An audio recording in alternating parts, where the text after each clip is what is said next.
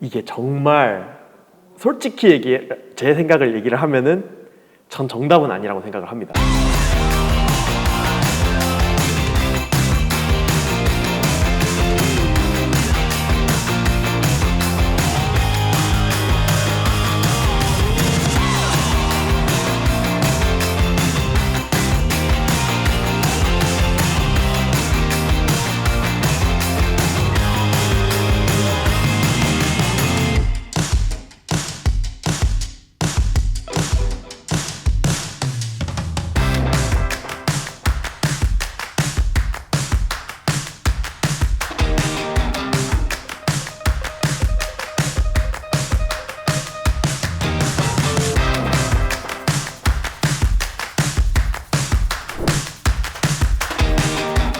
기업이 네네. 기업이도 얘기가 참 많잖아요. 아, 그렇죠. 네, 뭐 진짜 저는 오프쇼어 지깅을 어느 정도는 해봤고 네.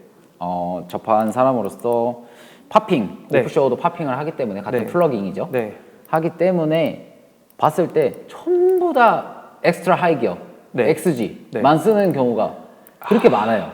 그거는 그냥 딱 까놓고 얘기해서 정답인가요? 이게 정말 솔직히 제 생각을 얘기를 하면은 전 정답은 아니라고 생각을 합니다. 아, 정답은 아니다. 왜냐? 자, 일단은 오프쇼어랑 쇼어랑 사용하는 일단 루어의 기본적인 크기가 다르죠. 네. 뭐 쇼어가 아무래도 더 작아요. 네. 사실 작은 루어들이 많아요. 근데 고대리님도 아시겠다시피 큰 루어에는 많은 저항을 걸어줘야 그 루어가 액션이 나오거든요. 네네. 근데 작은 루어는 작은 저항으로도 액션이 나와요. 즉 루어에 어느 정도의 저항을 걸어주냐 마냐의 차이지 이제 XG가 정답이다? 이거는 없는 것 같습니다.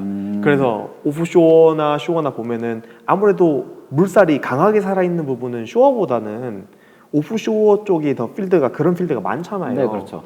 예, 그런 필드가 많고 그리고 쇼어 같은 경우는 이제 뭐 물살이 있는 것도 있겠지만 물살이 없는 것도 있고 근데 또 작은 루어를 사용하고 때문에 이제 사실 물살이나 루어 제가 하고 싶은 말의 결론은 결국에 루어에 적정한 저항을 걸어줄 수 있으면은 액션이 나올 수만 있으면 사용은 가능하다. 그게 이 정답이고. 루어를 만든 제작자의 그 액션을 낼 수만 있으면 그렇죠.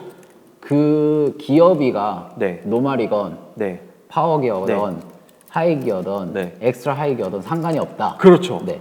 단- 그게 이제 딱 그 정답이네요. 어떻게 보면. 네. 근데 단 많은 분들이 엑스트라 하이 기어를 쓰시는 이유는 솔직히 기어비가 높으면 편해요. 액션을 그렇죠. 주기가 굉장히 편해요. 그것 때문에 쓰는 것이고 근데 더 세분화해서 저 같은 경우는 기어비를 나눠서 써요. 릴 번수를 나눠서 사용을 하고 있는데 릴 번수를 이제 예를 들어서 갯바위잖아요. 네. 뭐 배처럼 항상 발판이 똑같은 위치에 있는 것이 아니라 네네. 어떨 때는 낮은 발판에 있을 수도 있고 어떨 때는 높은 발판에 있을 수도 있잖아요. 네. 근데 높은 발판에 만약에 섰다고 가정을 하게 되면 루어를 던져서 루어를 감아오게 되면은 아무래도 루어가 내 쪽으로 오면서 점점 뜨겠죠. 네네네. 그렇죠. 네. 그러면은 루어가 물속으로 들어가지 못하고 액션을 내질 못해요.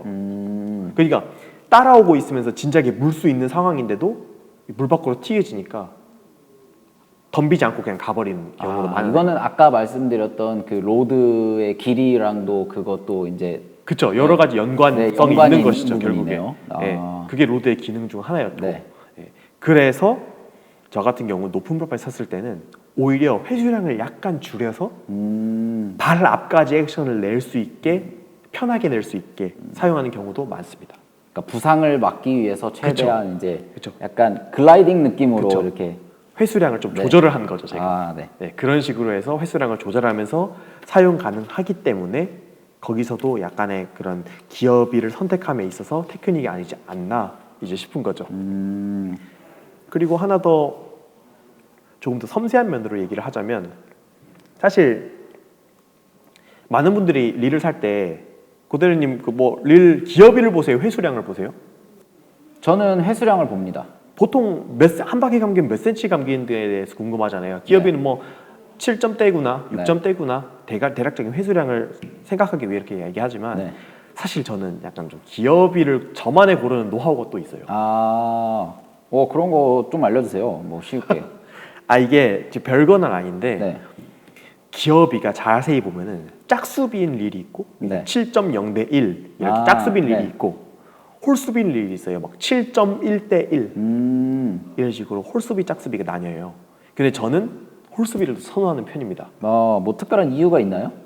뭐 예를 들어서 기어 날이라고 할까요? 네. 그 날이 만약에 10개라고 칠게요. 톱니라고 하죠. 톱니. 예. 네. 그 기어 톱니가 10개라고 치면 짝수비는 항상 같은 곳을 균일하게 똑같은. 균일하게 항상 네. 찍어요. 그러니까 예를 들어 뭐 7.2대 1 기업일 제가 생각을 해본다면은 네. 뭐 한 바퀴 돌 때 막 0, 2, 4, 6, 8, 0, 2, 4, 6, 8 그러면 0, 2, 4, 6, 8번째 기어 나사산이 그쪽만 갈릴 거예요. 그쪽만 나가겠죠. 예, 네. 그러니까 특히 부하를 받을 때 그게 더 네. 심할 거다 이거죠. 네.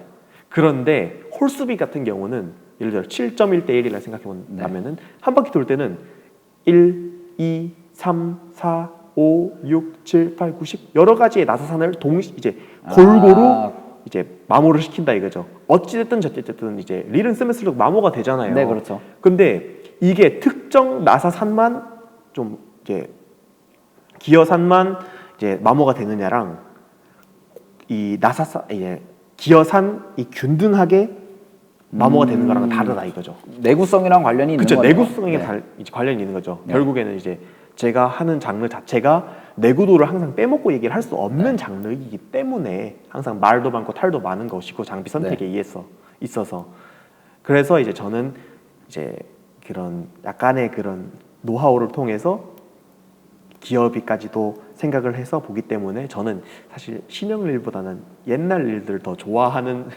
성향을 가지고 있습니다.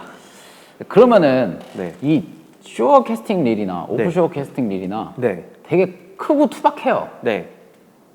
그 내구성을 얘기를 했잖아요. 네. 그러면 경량화는 안 되는 겁니까? 사실 가벼운 거랑 강한 거랑 같이 있으면 좋죠. 네. 좋죠. 당연히 좋죠. 그런데 왜 우리 가구들 보면은 네. 가벼운 가구가 좋을까요? 무거운 가구가 좋을까요? 무거운 가구가 좀 더 좋은 나무라고 하죠, 다들. 그쵸, 뭐 네. 튼튼하니까.